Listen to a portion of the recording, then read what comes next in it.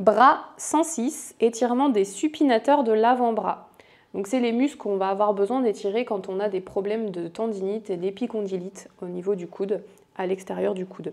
C'est aussi des exercices qui sont très intéressants et importants à faire quand on fait beaucoup de clavier et de souris. Donc on va pour cela prendre la main avec le poing fermé devant soi.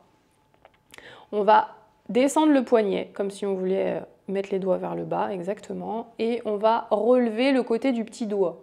Exactement. Et on maintient bien la contrainte dans le poignet, dans cette position-là.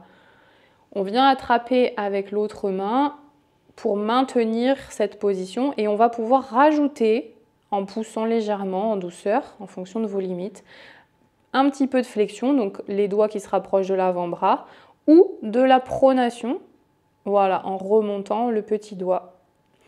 Si on ne fait pas attention, quand on pousse comme ça, on pourrait aller très très loin parce que l'épaule s'enroule, le coude s'ouvre et on sent rien toujours dans l'avant-bras.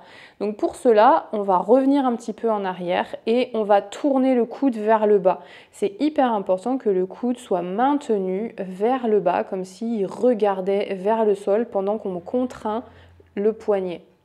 Donc le petit doigt remonte vers l'extérieur, mais lui, le coude, il reste vers le bas. Et si on ne peut pas faire les deux en même temps, c'est qu'on est arrivé à la limite pour l'avant-bras. On respire, on maintient 30 secondes et on relâchera progressivement et doucement le poignet parce que ça met quand même pas mal de contraintes des fois sur les poignets. Et on pourra refaire la même chose de l'autre côté. La seule manière de mal faire, c'est de ne pas faire. Alors, à vous de jouer!